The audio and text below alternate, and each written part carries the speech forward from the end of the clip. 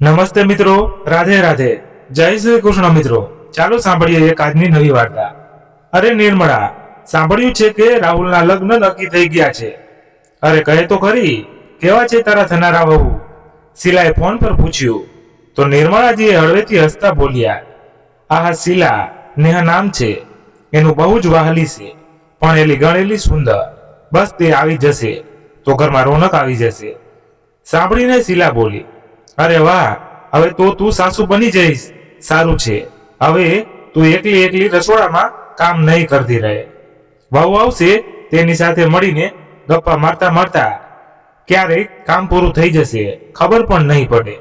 હું અને મારી વહુ તો આમ જ કરીએ છીએ, એક સાથે મળીને રસોડાનું બધું કામ પતાવી દઈએ. પછી અમે સાસુ વહુ આરામથી બેસીને સાસુ વહુનું સિરિયલ જોઈએ છીએ. એમ કહીને શીલા હસી પડી. નિર્મળાજી પણ મુસ્કુરાઈ ઉઠ્યા. આહા શીલા, હંમેશા વિચારતી હતી કે કાશ મારી પણ એક દીકરી હોય, જેની સાથે થોડી વાતો કરતી, શોપિંગ કરવા જતી, હસતી હસાવતી. દીકરો સારો છે, પણ રાહુલને મારી વાતોમાં શું રસ? વિચારી રહું છું કે નેવા આવી જશે તો દીકરીની ખોટ પૂરી થઈ જશે, એક સાથે મળી જશે મને. હા બિલકુલ નિર્મળા, હવે તને પણ થોડો આરામ મળી જશે. ચાલ કહે, લગ્નની તારીખ ક્યારે નીકળી છે? તૈયારીઓ કેવી ચાલી રહી છે? નિર્મળાજી મુસ્કુરાતા આંખોમાં ચમક સાથે બોલ્યા, અરે શીલા, લગ્નની તારીખ 20 નવેમ્બરની નીકળી છે, એટલે કે મારા જન્મદિવસના દિવસે. વાહ, તો બે સેલિબ્રેશન એક સાથે થશે. તારા જન્મદિવસ પર તું સાસુ બનીશ. સાસુ નહીં શીલા, હું તો નેહાની માં બનીને રહીશ. બસ એ દિવસની રાહ છે, જે દિવસે મારો દીકરો ઘોડી ચડશે અને ચાંદ જેવી સુંદર વહુને ઘરમાં લઈને આવશે. સારું, હું ફોન રાખું છું. તારી પાસે તારી વહુ છે, જેની સાથે મળીને તું રસોડાનું બધું કામ કરી રહી છે, પણ મારે તો અત્યારે એકલા જ કામ કરવાનું છે, નિર્મળાજીએ કહ્યું. તો બંને બહેનપણીઓ ખડખડાટ હસી પડી. ફોન મૂકીને તેઓ રસોડામાં ચાલ્યા ગયા. કામ કરતા કરતા નિર્મળાજી પોતાનું ભૂતકાળ યાદ કરવા લાગ્યા. એક મધ્યવર્ગીય પરિવારની હોશિયાર દીકરી હતી નિર્મળા. ભણવામાં તેજ, વ્યવહારમાં સરળ અને સ્વભાવે ખૂબ જ સહનશીલ. તેનું સપનું હતું કે તે શિક્ષિકા બને. તેણે એમને સુધી ભણતર પૂરું કર્યું અને બીએડ માટે ફોર્મ ભરી દીધું. તે શિક્ષિકા બનીને સમાજમાં એક સુખદ પરિવર્તન લાવવા માંગતી હતી. છોકરીઓના શિક્ષણ માટે કામ કરવા માંગતી હતી. પણ લગ્નની વાત આવતા જ તેના સપનાઓની દિશા બદલી દેવામાં આવી. છોકરાવાળા શહેર ના હતા, છોકરો સરકારી નોકરીમાં હતો, સારો કમાતો હતો. માતા પિતાને બધું ખૂબ પસંદ હતું. મારે આગળ ભણવું છે, મારી કારકિર્દી બનવાની છે, નિર્મળાએ કહ્યું. પણ મા બાપે કહ્યું, આ હું સારું સંબંધ વારવાર નથી મળતો, અને કારકિર્દી તો તું પછી પણ બનવાની જ શકે છે. લગ્ન પછી પણ છોકરીઓ ભણે છે, નોકરી કરે છે. નિર્મળાએ આ પછી કોઈ સવાલ ન કર્યો. સપનાઓને થોડા સમય માટે પડતા મૂક્યા, એ વિચારીને કે લગ્ન પછી ફરીથી ભણવાનું શરૂ કરશે. તે સાસરે ગઈ, દિલમાં ઢગલા બંધ આશાઓ લઈને. સાસુ પહેલા જ કહી ચૂક્યા હતા, હવે આ ઘર તારું છે, અમને વહુ નહીં દીકરી જોઈએ છે, જે બધું સંભાળે. નિર્મળાએ મુસ્કુરાઈને માથું હલાવ્યું. તેને લાગ્યું કે જો તે દિલથી પોતાના સાસરિયાઓને અપનાવશે તો બધું સારું થશે. પણ બીજા જ દિવસથી તેને અહેસાસ થઈ ગયો કે આ ઘર દીકરી નહીં, મફતની નોકરાણી ઈચ્છે છે. સવારે 5 વાગે ઉઠીને ઝાડુ ડૂબવતું, પછી નાસ્તો, પછી સાસુ સસરાની દવાઓ, પછી પતિના ટિફિનની તૈયારી.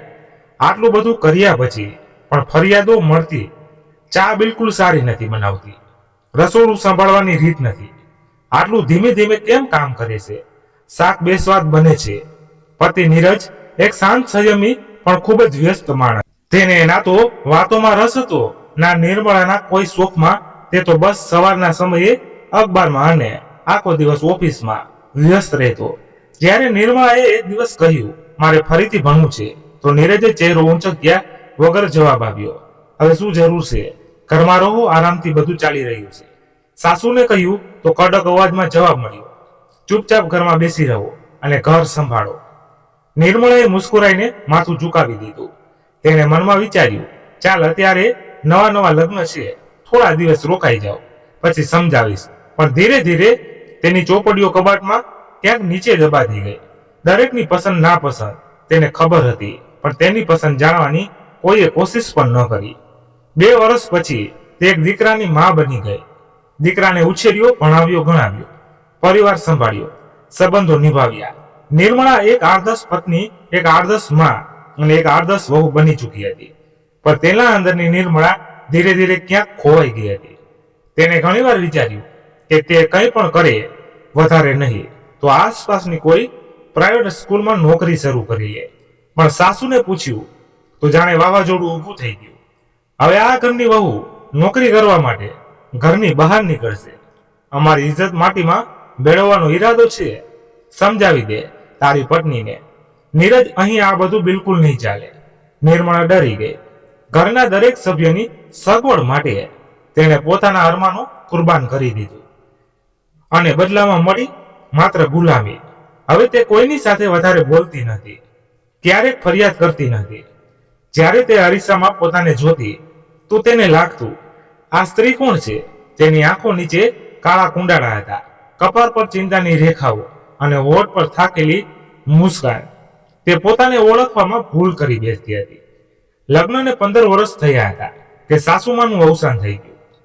પણ ત્યાં સુધીમાં ઘર ગૃહસ્થીની બધી જવાબદારી નિર્મળાના ખંભા પર આવી ચૂકી હતી, જેનાથી પીછો છોડાવવો તેના વશમાં ન હતું. અને હવે લગભગ 4 વર્ષ પહેલા તેના પતિ નીરજનું પણ અચાનક હાર્ટ એટેકથી દેહાંત થઈ ગયું. દુનિયાની સામે તે ખૂબ શાંત રહી, પણ અંદરથી જાણે તેનું અસ્તિત્વ તૂટી ગયું હતું. રાહુલ હવે મોટો થઈ ગયો હતો, નોકરીમાં હતો, લગ્ન કરવા લાયક. આખરે દીકરા રાહુલના લગ્નનો દિવસ પણ આવી ગયો. લગ્ન ખૂબ સારી રીતે સંપન્ન થયા. ઘરની ઉંમરે જ્યારે નેહાએ પોતાનું પહેલું પગલું મૂક્યું તો લાગ્યું જાણે વર્ષોની સુનકાર તેની પાયલના ઝણકારે પૂરી કરી લીધી હોય. લાલ જોડામાં સજેલી, સુંદર અને વણેલી ગણેલી નેહાને જોઈને નિર્મલાનું મન ગદગદ થઈ ગયું. તેને પોતાની વહુની આરતી ઉતારી, તેને ગળે લગાવી અને મનોમન ભગવાનનો આભાર માની, હે ભગવાન, તે મારી વહુના રૂપમાં બિલકુલ ચાંદનો ટુકડો મોકલ્યો છે. ઘરમાં ઉત્સાહનો માહોલ હતો. સગા સંબંધીઓ, હસી મજાક અને વિધિઓની વચ્ચે નિર્મળાની નજર બસ નેહા પર ટકેલી હતી. તે તેની દરેક નાની મોટી હરકતમાં પોતાની દીકરીની છબી શોધી રહ્યા હતા. જ્યારે સાંજે પરિવારના બધા સભ્યો અને સગા સંબંધીઓ સાથે બેઠા તો વાતોમાં નિર્મળાજીએ પૂછી લીધું, વહુ, હવે આગળ શું વિચાર્યું છે? મહાલમાં એક પળની ખામોશી છવાઈ ગઈ. નેહાની આંખોમાં એક આત્મવિશ્વાસ અને એક સપનું હતું. માજી, મારે ભણતર ચાલુ રાખવું છે, મારે નેટની પરીક્ષા આપવી છે. રૂમમાં હાજર કેટલાક સગા સંબંધીઓની ભમરો તણાઈ, પણ નિર્મળાજીનો ચહેરો ખીલી ઉઠ્યો. ક્યાંક ને ક્યાંક તેમના પોતાના દબાયેલા અરમાનોને જાણે પાંખો લાગી ગઈ હતી. તેમણે તરત જ નેહાના માથે હાથ ફેરવતા કહ્યું, અરે બેટા, આ તો ખૂબ સારી વાત છે. તું જરૂર, પણ હું તારી સાથે જ છું. હું ન કરી શકી એ સપનું તું પૂરું કરીશ. આનાથી મોટી ખુશી મારા માટે બીજી શું હોઈ શકે? નિર્મળાજીના અવાજમાં એક અજીબ તૃપ્તિ હતી. એક પળમાં તેમણે મનોમન નક્કી કરી લીધું હતું કે તે પોતાની વહુના ભણતરમાં કોઈ બાધા નહીં આવવા દે. કારણ કે તે નેહાના ઈચ્છતા કે નેહાનું ભણતર પણ એ જ મોડ પર અટકી જાય જ્યાં તેમનું પોતાનું ભણતર અટકી ગયું હતું. તે ઈચ્છતા હતા કે નેહા એક આઝાદ અને આત્મનિર્ભર સ્ત્રી બને, પણ પછી ધીરે ધીરે એક ખેંચાણ જેવું અનુભવવા લાગ્યું. તે નેહાનો બધો સમય રૂમમાં વીતવા લાગ્યો. સવારે મોડે સુધી સૂવું, પછી ચોપડીઓમાં ડૂબી જવું અને સાંજે રાહુલ સાથે ફરવા બહાર નીકળી જવું. આ તેની દિનચર્યા બની ગઈ હતી. ઘરમાં કોઈ કામને હાથ લગાવવાની કોઈ ઈચ્છા કે જરૂર તેણે ક્યારેય અનુભવી જ ન હતી. નિર્મળાજીએ પણ ક્યારેય કામ માટે ટોક્યા નહીં, પણ તેમને એ જરૂર ખટકતું હતું કે નેહા તેમની સાથે ચા પણ નહોતી પીતી. ક્યારેક કિચનમાં આવીને એ પણ નહોતી પૂછતી કે કઈ મદદ કરી દઉં. મમ્મી દરેક તહેવાર પર નિર્મળા એકલા જ ઘરમાં સજાવતા, મીઠાઈ બનાવતા, મહેમાનોની ખાતરદારી કરતા અને થાકીને ચૂપચાપ બેસી જતા. રાહુલ અને નેહાએ સમયે પણ પોતાની દુનિયામાં મસ્ત રહેતા. ક્યારેક તેમને જોઈ પણ લેતા તો બસ પૂછતા, મમ્મી કંઈ જોઈએ છે તો કહો, અને નિર્મળા મુસ્કુરાઈને કહી દેતા, કંઈ નથી જોઈતું બેટા. પણ તેમના અંદરનો અવાજ વારવાર કહેતો, મને જોઈએ છે. એક વાત કરવા વાળી મને પૂછવા વાળી, મને સમજવા વાળી એક દીકરી નેહા વહુ હતી. પણ નિર્મળાએ તો તેને ક્યારેય વહુ સમજી જ ન હતી. પણ નેહા કદાચ પોતાને વહુ કરતા વધારે કંઈક બનાવવા જ નહોતી માંગતી. નિર્મળા સમજતા હતા કે દરેક સંબંધને સમય આપવો પડે છે, પણ સમય વીતતો ગયો અને અંતર ત્યાંનું ત્યાં જ રહ્યું. તેમણે ઘણીવાર કોશિશ કરી. એકવાર તેમણે જૂના આલ્બમ કાઢ્યા, નેહા પાસે જઈને બેસી ગયા. નેહા, જો આ ફોટો મારા લગ્નના દિવસનો છે, અને આ જો આ ફોટો મારા કોલેજના નૃત્ય સ્પર્ધાનો છે. મને ડાન્સનો ખૂબ શોખ હતો. નેહા, પણ નિર્મળા, આજે કંઈક વધારે તારે બોલે તે પહેલા જ નેહા બોલી, માજી મારે થોડું ભણવું છે, કાલે ટોપિક સબમિટ કરવાનો છે. નિર્મળાજી ચૂપચાપ આલ્બમ ઉઠાવીને બહાર આવી ગયા. થોડા દિવસ પછી મને થયું તો નિર્મળાજીએ કહ્યું, નેહા, બજારમાં સાથે ચાલીએ, હું પણ કંઈક સાડીઓ જોઈ લઈશ, અને તું પણ તારા માટે. નેહાએ મુસ્કુરાઈને કહ્યું, મેં મારા માટે ડ્રેસિંગ રાહુલ સાથે ઓનલાઈન ઓર્ડર કરી દીધા છે, તમે તમારા માટે લઈ આવજો. દરેક વખતે નિર્મળાજીની આશા તૂટતી, પણ તે દરેક વાર ફરીથી જોડવાની કોશિશ કરતા. પણ હવે તેમને અહેસાસ થવા લાગ્યો હતો કે વહુ સાથે સંબંધ બનાવવાની કોશિશ એક તરફી થઈ રહી છે. તે નેહા સાથે પોતાના સંબંધને સમય આપવા તૈયાર હતા, પણ સામેથી લેવાવાળું કોઈ ન હતું. અને જ્યારે સંબંધમાં માત્ર એક જ હાથ હોય, આગળ વધે તો તે થાકીને એક દિવસ રોકાઈ જ જાય છે. આખો દિવસ નેહા પોતાના રૂમમાં ડૂબી રહેતી હતી, ચોપડીઓના પાનાઓમાં ખોવાયેલી રહેતી. ક્યારેક ક્યારેક મોબાઈલમાં ખોલેલી કોઈ નોટબુક કે લેપટોપની સ્ક્રીન પર વ્યસ્ત રહેતી. સવારથી સાંજ સુધી ભણવામાં વિતાવેલા સમય પછી જ્યારે રાહુલ અને નેહા બંને સાંજે ફરવા નીકળતા, તો તેઓ ત્યાં જ કોઈ કેફે કે હોટલમાં જમીને પાછા આવતા. ઘરમાંના નિર્મળાજીએ પ્રેમથી ભોજન બનાવ્યું હોય, કલાકોની મહેનત હોય, પણ ભોજન જેમનું તેમ પડ્યું રહેતું. ઘણીવાર ભોજન બગડી જતું, કચરા પેટીમાં ફેંકવું પડતું. આ જોઈને નિર્મળાજીના દિલમાં એક અજીબ વેદના થતી હતી. એક દિવસ બોલી જ પડ્યા, બેટા, ઘરમાં જે ભોજન બને છે તે તો બગડી જાય છે, તમે લોકો રોજ બહારથી જમીને આવો છો. રાહુલ કંઈ પણ કહ્યા વગર રૂમમાં જતો રહ્યો, પણ જવાબ તેની પત્નીએ આપ્યો. ગુસ્સે થઈને બોલી, અમે તો તમને ક્યારેય કહ્યું નથી કે તમે ભોજન બનાવો. જ્યારે ઘરમાં ભોજન જોઈએ છે ત્યારે અમે જણાવી દઈશું, અમારા માટે ભોજન ન બનાવશું. નિર્મળાજી સમજી ગયા કે તેમની મહેનતની કોઈ કદર નથી. ના ઘરના લોકો તેમને થાક સમજે છે, ના તેમના પ્રેમને અનુભવે છે. ધીમે ધીમે તેમના અંદર એક અલગ જ એકલતા વધવા લાગી. સવારથી શરૂઆત હવે નિર્મળાજી માટે 4:30 વાગે થતી. ટિફિન બનાવવાનું, નાસ્તો તૈયાર કરવો, નેહા માટે દૂધ અને રાહુલ માટે કોફી, બધું કામ ચૂપચાપ, કોઈ અપેક્ષા વગર. જ્યારે નેહાનો દિવસ બપોરે 11 વાગ્યા પછી શરૂ થતો, તે ઉઠતી જલ્દી કંઈ ખાતી અને પછી પોતાના રૂમમાં ભણવા લાગી જતી. ખાવાના સમયે ચૂપચાપ ડાઇનિંગ ટેબલ પરથી પ્લેટ લઈને રૂમમાં જતી રહેતી. નિર્મળાજીએ જ્યારે 1-2 વાર ટોક્યું કે બેસીને સાથે જમી લીધું કરું, તો જવાબ મળ્યો, મમ્મી, સમય નથી, નોટ્સ પૂરી કરવી છે. પરીક્ષા પાસ કર્યા પછી નેહાએ કોલેજમાં નોકરી મળી ગઈ. હવે તો તેને ઘરમાં શું ચાલી રહ્યું છે અને શું નહીં, કોઈ પણ વાતથી કોઈ મતલબ ન હતો રહ્યો. સવારે નોકરી પર જતી અને બપોરે ઘરે આવીને ભોજન કરીને સૂઈ જતી. સાંજે ઉઠતી તો મોબાઈલ સ્ક્રોલ કરવા લાગી રહેતી. નિર્મળાજીને કંઈક પૂછતા કે મદદ માટે બોલાવતા તો બહાનું બનાવી દેતી કે કોલેજનું કોઈ કામ કરી રહી છું. રાહુલ પણ ઓફિસથી આવતો તો સીધો રૂમમાં જતો રહેતો. નિર્મળાજી માટે તો આ ઘર એક વર્ક ઝોન બની ગઈ ચૂક્યું હતું, જ્યારે દરેક જણ પોતાના કામમાં વ્યસ્ત રહેતો હતો. બસ એક નિર્મળા એકલા હતા, જે બધાની પાછળ ભાગી રહ્યા હતા. નિર્મળાજીના દિલમાં એક ભારે પણ ઉતરી આવ્યું હતું. રાત્રે જ્યારે રાહુલ પાણી પીવા આવ્યો તો નિર્મળાએ ફરી કોશિશ કરી, બેટા, જ્યારથી નેહા આવી છે મેં ક્યારેય કંઈ નથી કહ્યું. હું ઈચ્છતી હતી કે તે આરામથી ભણે, પોતાની કારકિર્દી બનાવે, પણ ઘરની જવાબદારી પૂરી રીતે મારી છે. કે કેમ તું નેહાને કહે કે મારી થોડી ઘણી મદદ કરી આપ. રાહુલ ગુસ્સે થઈને બોલ્યો, મમ્મી, તમે તો પહેલા પણ બધું કરતા હતા, હવે અચાનક થાક કેમ લાગી રહ્યો છે? તમને શું તકલીફ છે? સાફ સાફ બોલો. નિર્મળાએ પહેલી વાર કહ્યું, તકલીફ એ છે કે આ ઘરમાં બધાને આઝાદી છે, નેહાને ભણવાની, નોકરી કરવાની, તને બહાર જવાની, તમે બંનેને પોતાની મરજી મુજબ કંઈ પણ કરવાની, પણ મને મારા માટે 10 મિનિટ પણ નથી મળતી. મને માત્ર સહયોગ જોઈએ છે. તો રાહુલ બોલ્યો, માં નેહા તો બિચારી કામ કરવા માંગે છે, પણ તેને સમય ક્યાં હોય છે?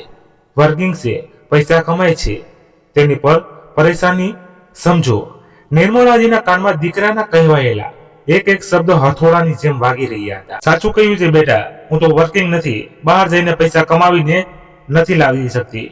ને બોલતા બોલતા નિર્મળાજી પોતાના આંસુ છુપાવવાનો પ્રયાસ કરવા લાગ્યા. થોડી પણ પછી જ્યારે સામે જોયું તો રાહુલ પાછો પોતાના રૂમમાં જતો રહ્યો હતો. નિર્મળાજીની તબિયત છેલ્લા કેટલાય દિવસોથી ખરાબ હતી. ઘૂંટણોમાં દુખાવો, શરીર ભારે, પણ સવારે ઉઠતા તો હાથ પગ શૂન્ય થઈ ગયેલા લાગતા. તેમ છતાં રોજની જેમ ઘરના બધા કામ તેઓ રોકાયા વગર કરતા રહ્યા. તેમને ઘણીવાર વિચાર્યું કે આ વખતે પોતાની પરેશાની દીકરાને જણાવશે, પણ નેહા અને રાહુલ બંને પોતપોતાના કામમાં વ્યસ્ત રહેતા. નેહા પોતાના રૂમમાં અને રાહુલ ઓફિસની ફાઇલોમાં. બપોરે જ્યારે દુખાવો અસહ્ય થઈ ગયો તો તેમણે કહ્યું, મારા ઘૂંટણોમાં આજે ખૂબ દુખાવો છે. નેહાનો ફોન તે જ સમય વાગ્યો. તે ઉઠીને બહાર જતી રહી. રાહુલ બેફિકરથી મોબાઈલ સ્ક્રોલ કરતા બોલ્યો, પેન કિલર રાખી છે, ખાઈ લો. એ પછી કોઈ ન પૂછ્યું કે માં તમારામાં મારો ઘૂંટણનો દુખાવો કેવો છે. દિવસો પસાર થતા રહ્યા. એક દિવસ નિર્મળાજી ઓસરીમાં તુલસી આગળ દીવો પ્રગટાવી રહ્યા હતા. જ્યારે રાહુલે આવીને ધીમેથી કહ્યું, માં એક ખુશ ખબરી છે, નેહા માં બનવાની છે અને તમે દાદી. એક ક્ષણ માટે તેમનો હાથ થંભી ગયો. હૃદયથી ખુશી ખીલી ઉઠ્યો. દાદી, આ શબ્દ તેમના કાનમાં જાણે ઘંટડીઓની રણકારની જેમ ગુંજી રહ્યો હતો. ખરેખર બેટા, આ તો બહુ મોટી વાત છે. તેમણે શ્રદ્ધથી આંખો મીચી, જાણે ભગવાનને કોઈ મન માંગી મુરાદ પૂરી કરી દીધી હોય. વર્ષો પછી જીવનમાં કોઈ નાની કિલકારીનો આશા એકવાર ફરીથી તેમના દિલમાં અરમાનોની લહેર લઈ આવી હતી. મનમાં એ પણ આશા જાગી કે માં બન્યા પછી નેહાને પણ જવાબદારીનો અહેસાસ થશે. પણ હું બધું મારી વહુ માટે એવું નહીં થવા દઉં જેવું મારી સાથે થયું હતું. નિર્મળાજીએ મનોમન વિચારી લીધું. તેઓ નેહાને પોતાની દીકરીની જેમ સ્નેહ, સુરક્ષા અને કાળજી આપવા માંગતા હતા, જેથી તેની ગર્ભાવસ્થા સુખદ અને યાદગાર બની શકે. તેઓ પોતાની ગર્ભાવસ્થાના દિવસો યાદ કરવા લાગ્યા.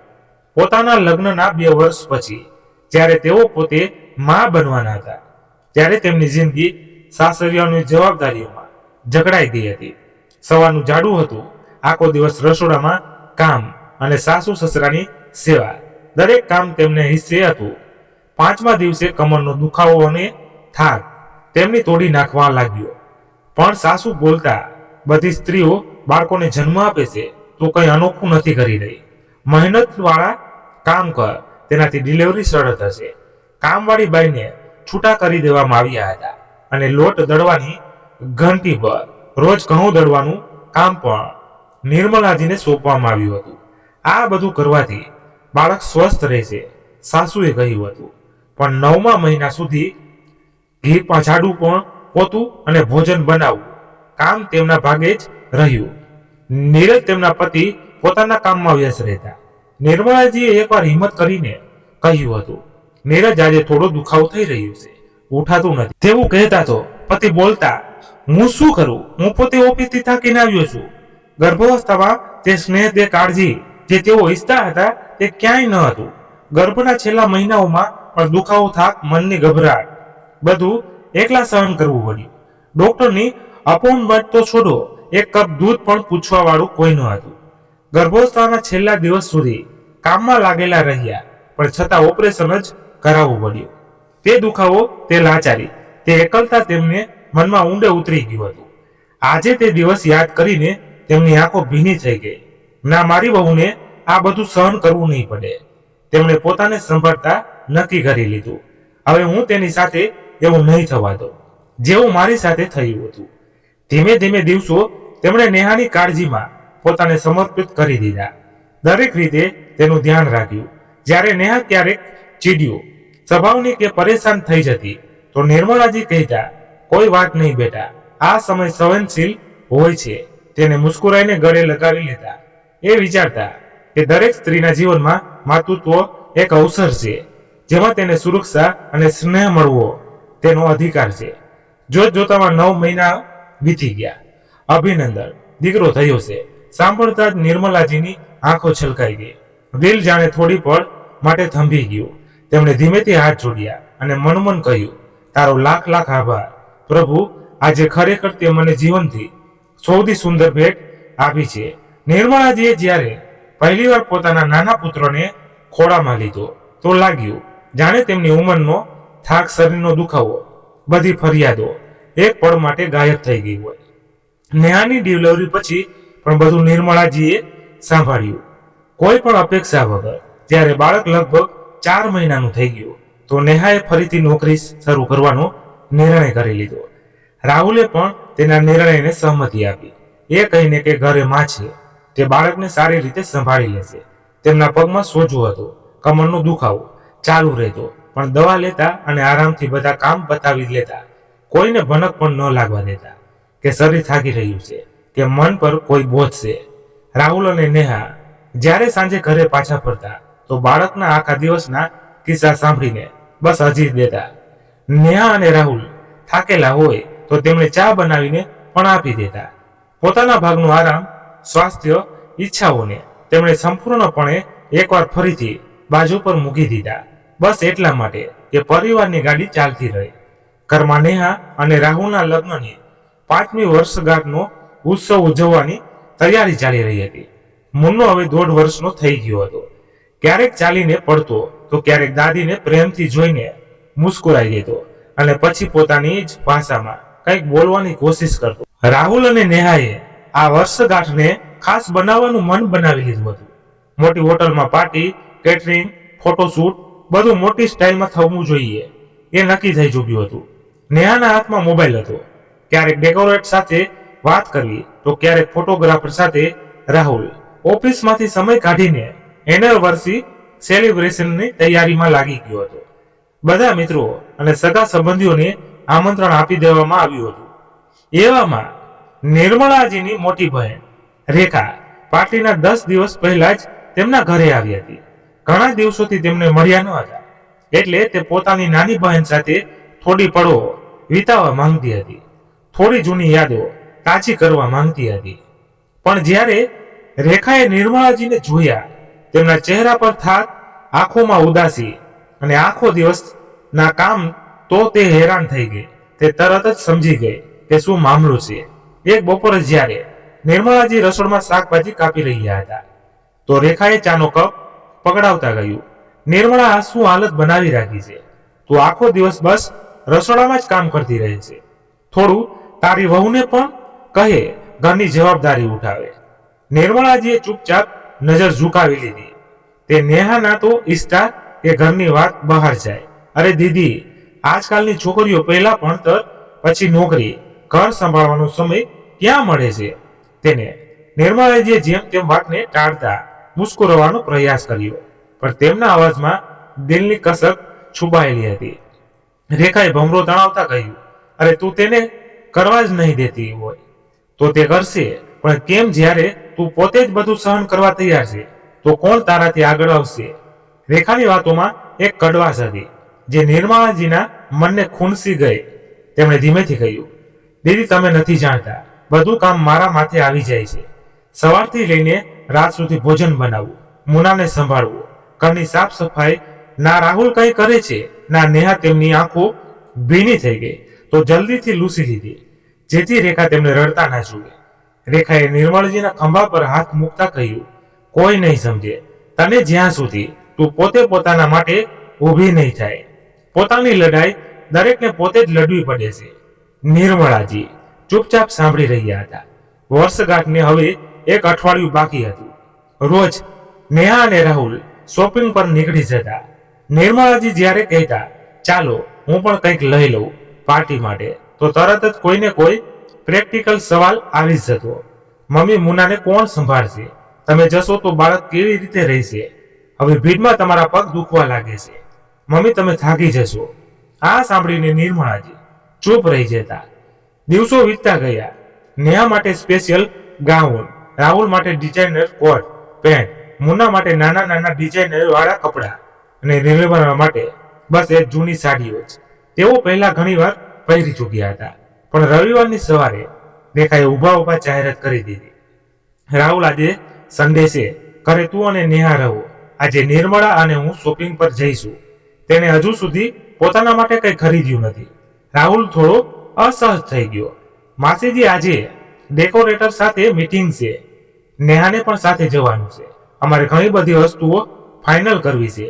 નેહા પણ તરત બોલી, અને મમ્મીને જો કંઈ લાવવું હોત તો અમે કોઈ દિવસ પોતે જ લાવી દેતા. તેમ પણ ભીડમાં તેમને જવામાં તકલીફ થઈ. અરે તમે કેમ લાવશો? તેના માટે કપડાં નિર્મલાને પહેરવાના છે તો તે પોતાની પસંદના લઈને આવશે, રેખાજી બોલ્યા. તો નેહાએ કહ્યું, પણ ઘરે મુનાને કોણ સંભાળશે? નિર્મલાજીએ મુસ્કુરાઈને પણ ઠહેરાવ સાથે કહ્યું, તમારે બંનેને જવું છે તો મુના સાથે લઈ જાઓ. હવે તેની 1.5 વર્ષનો થઈ ગયો છે, તમારો પણ દીકરો છે. મારા માટે ચિંતા ન કરો. આ વખતે તો હું પોતે પસંદ કરીશ કે મારે શું પહેરવું છે. રાહુલ અને નેહા થોડી વાર સુધી એકબીજાનો ચહેરો જોતા રહ્યા, પણ રેખાની તીક્ષ્ણ નજર જોઈને કંઈ બોલી ન શક્યા. અને એ બપોરે નિર્મળાજી લગભગ વર્ષો પછી પહેલીવાર પોતાના માટે એવા કપડાં ખરીદી રહ્યા હતા જેવા ક્યારેય તે પહેરવા માંગતા હતા. પાર્ટીની સાંજ આવી તો ઘર ઝગમગી ઉઠ્યું. ખૂબસૂરતીથી સજાવેલો હોલ, હળવી બોલિવૂડ ટ્યુન અને સરસ એરેન્જમેન્ટ જે જોતું હતું, વખાણ કરતા થાકતું નહોતું.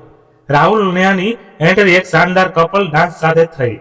બધાની નજર રાહુલ અને નેહા તરફ ગઈ. નેહા પોતાની બ્લુ સાડીમાં ખૂબ જ સુંદર લાગી રહી હતી અને રાહુલ કાળા કોટ પેન્ટમાં સ્માર્ટ અને આત્મવિશ્વાસુ દેખાઈ રહ્યો હતો. બંનેના ડાન્સ પર મહેમાનોએ ખૂબ તાળીઓ પાડી. પણ સૌથી મોટી નવાઈ ત્યારે થઈ જ્યારે બધાની નજર નિર્મળાજી પર પડી. આજે વર્ષો પછી તેઓ પોતાના મનપસંદ પીરોજી રંગનો નવો સલવાર સૂટ પહેરીને આવ્યા હતા. હળવો મેકઅપ, મુસ્કુરાટ ભરેલો ચહેરો અને આંખોમાં ચમક. પોતાના નવા રૂપમાં તેઓ એટલા બદલાયેલા અને ખીલેલા લાગી રહ્યા હતા કે ઘણા સગા સંબંધીઓ હેરાન થઈ ગયા. તેમને ઓળખવામાં જ મુશ્કેલ થઈ રહ્યું હતું. લોકો માટે રેખા અને નિર્મળજીના ભાઈ ભાભી પણ આવ્યા હતા. ત્યારે મસ્તીનો માહોલ બનાવતા રેખા બોલી, દીદી બસ હવે બહુ થયું, આજે તો તમારે સ્ટેજ પર આવવું જ પડશે. નિર્મળાજી હસવા લાગ્યા, અરે રહેવા દે ને, મારી ઉંમર હવે ગાવાનું વગાડવાનું કરવાની નથી રહી. ભાઈએ પણ કહ્યું, કમાલ કરે છે દીદી, તને એ ડાન્સ યાદ છે? કોલેજના વાર્ષિક ઉત્સવનો તે મધુબેન મેં રાધિકાને ગીતભર એવું પરફોર્મન્સ કર્યું હતું કે બધા મંત્રમુગ્ધ થઈ ગયા હતા. ઘણા મહેમાનોએ કહ્યું, અરે વાહ, તમારું એક પરફોર્મન્સ તો બને છે. તાળીઓનો ગડગડાટ, પ્રેમભર્યા અવાજો અને રેખાની આંખોના ઈશારાએ નિર્મળાને ઉઠવા પર મજબૂર કરી દીધા. તેઓ સાડીના પાલવને સરખો કરતા ખચકાતા સ્ટેજ પર ચડ્યા અને જેવી સ્પીકરમાંથી જૂના જમાનાનું મધુર ગીત વાગ્યું. નિર્મળાજીએ મંચ પર એવો ભાવપૂર્ણ નૃત્ય કર્યો કે બધા જોઈને હેરાન થઈ ગયા. બિલકુલ એવું નૃત્ય હતું જેવું કોઈ કલાકાર કરે. માહોલ એકદમ થંભી ગયો. તાળીઓના ગડગડાટથી આખો પાર્ટી હોલ ગુંજી ઉઠ્યો. નિર્મળાજીની આંખો ખુશીઓથી ભીની થઈ ગઈ. વર્ષો પછી આજે તેમને પોતાના શોખને પૂરો કરવાનો મોકો મળ્યો હતો. રાહુલ અને નેહા પણ તન બંધ થઈ ગયા. તેઓ વિશ્વાસ નહોતા કરી શકતા કે નિર્મળાજી પાસે આટલું સુંદર ટેલેન્ટ છે. પછી સગા સંબંધીઓનું મળવું, સેલ્ફી બૂથ પર બાળકોની મસ્તી અને ચારે તરફ રોનક ફેલાવવા લાગી. મોટા ટેબલ પર સુંદર કેક મૂકવામાં આવી. જ્યારે કેક કાપવાનો સમય આવ્યો તો રાહુલ અને નેહાએ સાથે મળીને વેડિંગ એનિવર્સરીની કેક કાપી. પછી બંને માટે એક રોમેન્ટિક ગીત વાગ્યું. થોડીક ક્ષણો માટે માહોલ પૂરો રોમેન્ટિક થઈ ગયો. તેના તરત પછી અચાનક ડીજે પર આગલું ગીત વાગ્યું, બાર બાર દિન એ આયે, બાર બાર દિલ એ ગાયે, તુમ જીવો હજારો સાલ, હેપી બર્થડે ટુ યુ. સંગીતની આ ધૂન પર બધા ચોંકી ગયા. રાહુલે ખચકાતા ઓર્ગેનાઇઝરને બોલાવ્યો, સર આ બર્થડે પાર્ટી નથી, લગ્નની વર્ષગાંઠ છે, ભૂલી ગયા શું? ત્યારે રેખાજી જોરથી બોલ્યા, બિલકુલ સાચું ગીત વાગ્યું છે અને આ મેં જ વગાડ્યું છે. દરેક જણ તેમની તરફ જોવા લાગ્યા. રેખાએ મંચ પાસે જતા મુસ્કુરાઈને કહ્યું, રાહુલ, નેહા, આજે માત્ર તમારી લગ્નની વર્ષગાંઠ નથી, પણ આ ઘરનો પાયો રાખનાર આપણા બધાની વહાલી નિર્મળાનો જન્મદિવસ પણ છે. યાદ નથી કોઈને સન્નાટો છવાઈ ગયો. રાહુલ અને નેહાના ચહેરા પર ખચકાટ અને શરમની મિશ્રિત છાયા હતી. તેમના પોતાના પ્રશ્ન વચ્ચે માનો જન્મદિવસ ભૂલી જવું બધા લોકોની સામે તેને શરમનો અહેસાસ કરાવી રહ્યું હતું. રેખાએ બીજી કેક લાવવાનો ઈશારો કર્યો અને સહજ ગંભીર અવાજમાં કહ્યું, હવે એક કેક કપાશે એ મહિલા માટે જેણે આ ઘરને સાચા અર્થમાં ઘર બનાવ્યું છે, જેની મહેનત પર અને ત્યાગ વગર આજે કોઈ પ્રશ્ન શક્ય ન હતો. આખો હોલ તાળીઓના ગડગડાટથી ગુંજી ઉઠ્યો. નેહાએ આગળ વધીને કહ્યું, માજી હેપી બર્થડે. અમે ખરેખર ભૂલી ગયા, માફ કરજો. સોરી માં, રાહુલે પણ ખચકાતા બોલ્યો. જન્મદિવસ મુબારક. નિર્મળાજીના ચહેરા પર આજે ખુશીની ચમક હતી. પાર્ટીની રોનક રાત્રે પૂરી થઈ ગઈ હતી. બાકી બધા સગા સંબંધીઓ જતા રહ્યા હતા, પણ નેહાની માં વિમલાજી પોતાની દીકરીના સાસરે 1-2 દિવસ માટે રોકાઈ ગયા હતા. સવારના પહેલા કિરણ સાથે નિર્મળાજીની આંખો ખુલી ગઈ. વર્ષોની આદત તેમને પથારી છોડવા પર મજબૂર કરી દીધા. બહાર નીકળ્યા તો દીકરી વહુના રૂમમાંથી વાતો કરવાનો અવાજ આવી રહ્યો હતો. વિચાર્યું કે બધા જાગી જ ગયા છે તો એકવાર ચાનું પૂછી લઉં. આ વિચારતા જ્યારે તેઓ દીકરી વહુના રૂમ પાસે પહોંચ્યા, દરવાજો અડધો ખુલ્લો હતો. અંદરની આ રાત્રે મળેલા ગિફ્ટના રેપર ખોલી રહી હતી અને તેની માં વિમલાજી રાહુલ સાથે વાતો કરી રહ્યા હતા. બસ બેટા, 1 મહિનાની જ વાત છે, પછી તો હું પણ રિટાયર્ડ થઈ જઈશ. વિમલાજીએ એક શાંતિપૂર્વક શ્વાસ લેતા કહ્યું. આ સાંભળીને નેહાએ હાથમાં પકડેલી ગિફ્ટ બાજુ પર મૂકી અને પોતાની મા પાસે આવીને બેસી ગઈ. તેના ચહેરા પર પોતાની મા માટે ગહેરો પ્રેમ અને ચિંતા હતી. અરે વાહ મમ્મી, પછી તો બસ આરામ જ આરામ. આખી જિંદગી તમે નોકરી તો કરી છે.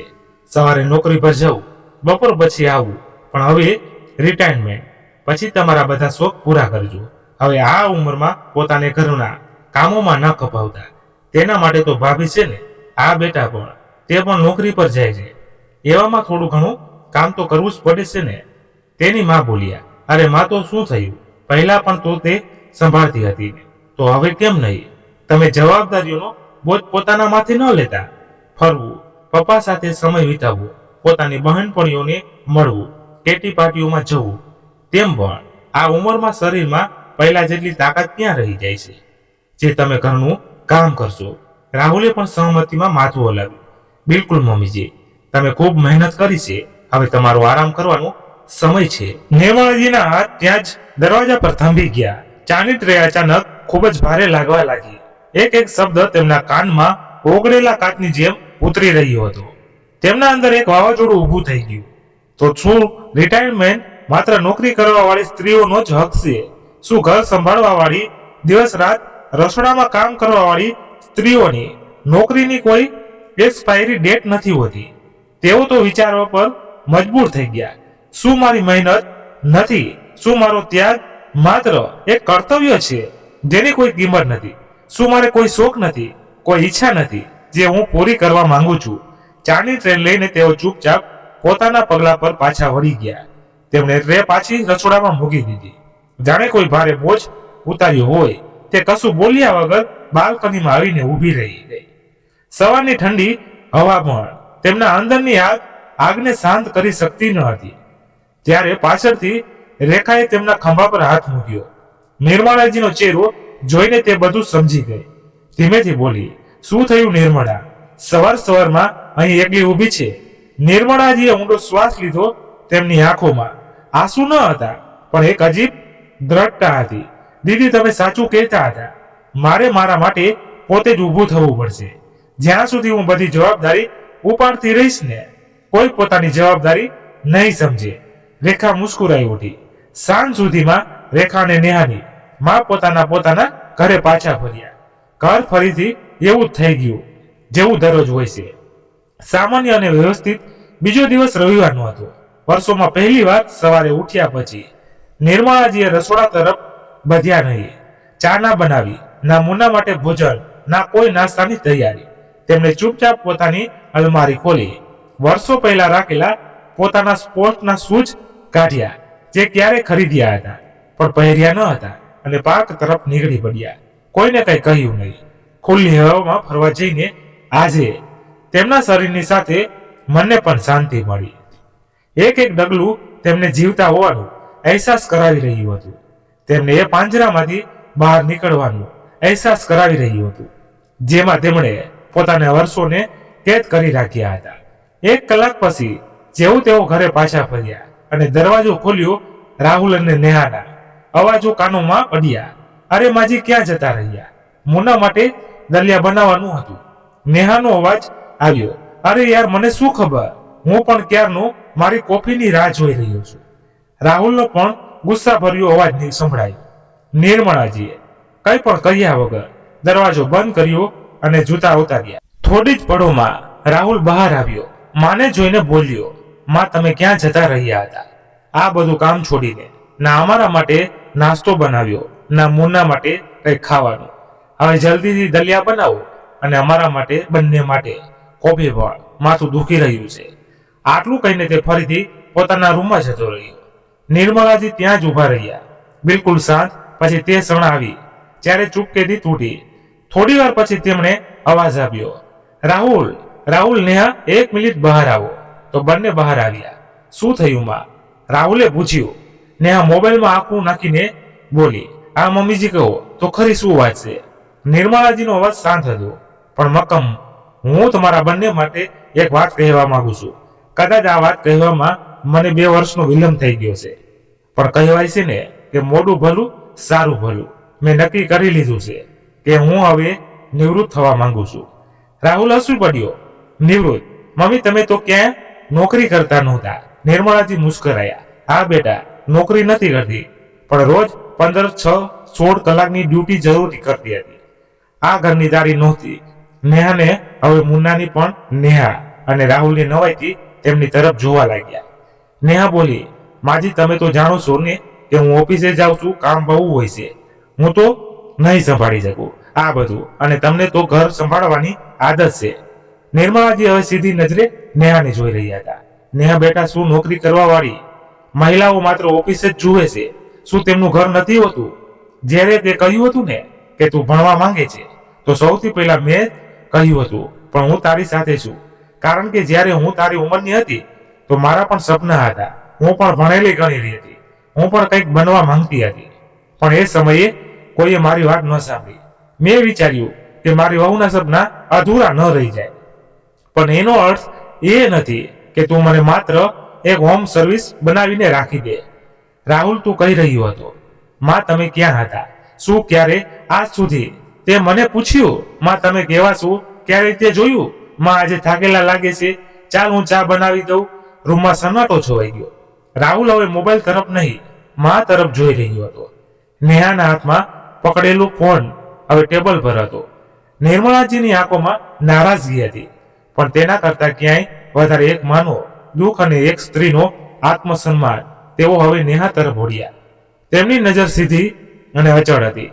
નેહા બેટી, નિર્મળાજીએ શાંત પણ ઊંડા અવાજમાં કહ્યું, ગઈકાલે સવારે મેં અચાનક તારી અને તારી માની વાતો સાંભળી લીધી હતી. તું કહી રહી હતી કે રિટાયરમેન્ટ પછી તારી માને આરામ કરવો જોઈએ. તેમણે આખી ઉંમર કામ કર્યું, હવે તેમને રસોડામાં કે ઘરના કામોમાં ન ઝોકવા જોઈએ. પોતાના શોખ પૂરા કરવા જોઈએ, સહેલીઓ સાથે પાર્ટી કરવી જોઈએ, ફરવા હરવા જવું જોઈએ. તો હું તને એ જ સવાલ પૂછવા માંગુ છું, જ્યારે તું પોતાની મા માટે આટલું વિચારી શકે છે, તો મારા માટે તારી આંખો કેમ બંધ થઈ જાય છે? શું તને નથી લાગતું કે મારી પણ ઉંમર થઈ ગઈ છે? આ ઉંમરમાં મારા શરીરમાં પહેલા જેવી તાકાત નથી બચી. નિર્મળાજીએ પોતાની વાત પૂરી કરી. હું ઘરના કામોમાંથી પૂરી રીતે નિવૃત્ત નહીં થઈ જાઉં, પણ હું રોકાઈશ જ્યારે થાકી જઈશ, ચાલીશ, જ્યારે મન થશે. કાલથી હું સવારે ફરવા પણ જઈશ અને પોતાને પણ થોડો સમય આપીશ. આથી આ ઘર માત્ર મારી જવાબદારી નથી. ત્યારે નેહા બોલી, પણ માજી મને તો કોઈ બનાવતા આવડતું જ નથી. નિર્મળાજી ઉઠ્યા, પાણીનો ગ્લાસ લીધો અને ધીમેથી મુસ્કુરાયા. કોઈ વાંધો નહીં બેટા, આજકાલ સોશિયલ મીડિયા પર બધું બનાવતા શીખવવામાં આવે છે, એટલે તારી કોફી, દલિયા અને બાકી બધું થોડું તું પણ બનાવતા શીખે. તેમ છતાં ન આવડે તો હું શીખવાડી દઈશ. આટલું કહીને નિર્મળાજી નાહવા ચાલ્યા ગયા. અને લગભગ અડધા કલાક પછી જ્યારે પોતાના રૂમમાંથી બહાર આવ્યા તો જોયું કે નેહા યુટ્યુબ પર સર્ચ કરી રહી હતી, how to make baby polish at home busy. બાજુ રાહુલે ટોસ્ટર્સમાં 2 સ્લાઇડ નાખ્યા અને બીજી તરફ કોફી બનાવવા લાગ્યો. અરે યાર, આ તો ટોસ્ટો. અને તે પહેલા કે વાક્ય પૂરું થાય, ટોસ્ટ બળીને બહાર આવી ચૂક્યો હતો. આ તો આખો કાળો થઈ ગયો. અહીં રસોડાના દરવાજે નિર્મળાજી ઊભા હતા, ચૂપચાપ મુસ્કુરાતા. તેમની આંખોમાં ગુસ્સો નહીં, એક શાંત સંતોષ હતો. તેઓ ઈચ્છતા હતા કે તેમની પાસે જઈને કહે, હટો, આના કરતા તો હું પોતે જ બનાવી લઉં છું. પછી પોતાની જાતને જ બોલ્યા નહીં, તેમને જ કરવા દેવશો. કરશે ત્યારે જ શીખશે. નેહાએ કોઈ રીતે દલિયા બનાવ્યું, તેમાં થોડી ખાંડ નાખી અને ઠંડુ કરીને મુનાને ખવડાવવા બેસી ગઈ. રાહુલે બીજો બ્રેડ ટોસ્ટ બનાવ્યો, જે ઘણો સારો બન્યો હતો. પછી કોફી બનાવીને ત્રણેય મગ લઈને બહાર આવ્યો, પોતાના માટે, નેહા અને નિર્મળાજી માટે. અને એ દિવસ પછી ઘરમાં એક નવો માહોલ બની ગયો હતો. રાહુલ અને નેહા સવારે વહેલા ઉઠીને એક સાથે નાસ્તાનું કામ સંભાળતા હતા અને પછી નોકરી પર જતા હતા. સફાઈની સાથે સાથે વાસણ ધોવા માટે પણ બાઈ રાખી દેવામાં આવી હતી. નિર્મળાજી હજી પણ સવારે વહેલા ઉઠતા, પણ કોઈની સેવા કરવા માટે નહીં, પરંતુ પોતાના માટે. જોગિંગ શૂઝ પહેરીને અને પાર્કની તાજી હવામાં ક્યારેક સહેલીઓ સાથે હસતા બોલતા ફરવા જતા, તો ક્યારેક યોગ્ય કરતા. અને દીકરા વહુના નોકરી પર નીકળી ગયા પછી તેઓ ખુશી ખુશી પોતાના પુત્ર સાથે સમય વિતાવતા હતા, તેની સાથે રમતા હતા. સાંજના સમયે ક્યારેક રામાયણ વાંચતા, તો ક્યારેક પોતાની મનપસંદ ફિલ્મ ચલાવી લેતા. પોતાના એક સખત નિર્ણયથી તેમણે પોતાના દીકરા અને વહુને સારી રીતે અહેસાસ કરાવી દીધો હતો કે તે લોકો સિવાય એક બીજો માણસ પણ એ ઘરમાં રહે છે, જેનું નામ છે નિર્મળા. તો મિત્રો, ઘર કોઈ એકની જવાબદારી નથી હોતી. જ્યારે બધા મળીને નિભાવે છે ને, ત્યારે સંબંધો પણ મુસ્કુરાય છે. અને સૌથી જરૂરી, પોતાની જાતને પ્રેમ કરવો પણ એક જવાબદારી છે, જેને ક્યારેય ન ભૂલવી જોઈએ. તો મિત્રો, વાર્તા પૂર્ણ થઈ. તો મિત્રો, નિર્મળાજીએ જે નિર્ણય કર્યો તે સાચો હતો કે પછી? તો તમારું શું કહેવું છે મિત્રો, કોમેન્ટ કરીને જણાવજો. વાર્તા પસંદ આવી હોય તો લાઈક કરીને શેર પણ કરજો. અને આપણે આ ચેનલ પર નવા છો તો ચેનલને સબસ્ક્રાઇબ કરવાનું ભૂલશો નહીં, એટલે તમને નવી નવી વાર્તાઓ સાંભળવા મળતી રહે. આભાર. તો ચાલો ફરી મળીએ એક નવી વાર્તા સાથે. ત્યાં સુધી તમારા પરિવાર સાથે ખુશખુશાલ રહો. જય હિન્દ, જય ભારત. અને હા મિત્રો, ખાસ એ કહેવાનું છે કે મારાથી આ વાર્તામાં ક્યાંય લખાણમાં, ક્યાંય બોલવામાં કોઈ ભૂલચૂક થઈ ગઈ હોય તો એને હું માફી માંગુ છું. તો અમને કોમેન્ટ કરીને કહેજો, એટલે અમારી ભૂલ સુધારવાનો અમને મોકો મળે. અને મિત્રો, હમણાં કામના હિસાબે થોડી ઘણી ભૂલ કદાચ થઈ જતી હોય, કેમ કે ઉતાવળમાં આ વાર્તા બનાવવામાં, લખવામાં થોડુંક ક્યાંક ગડબડ થઈ ગયું હોય, એના માટે હું પહેલેથી જ માફી માંગુ છું. તોય છતાં તમે અમને કોમેન્ટ કરશો, એટલે અમે જેટલું બનશે એટલી સારી વાર્તા તમારા માટે હંમેશા લાવતા રહીશું. તો મિત્રો, ક્યારેક કામના બોજના હિસાબે થઈ શકે છે.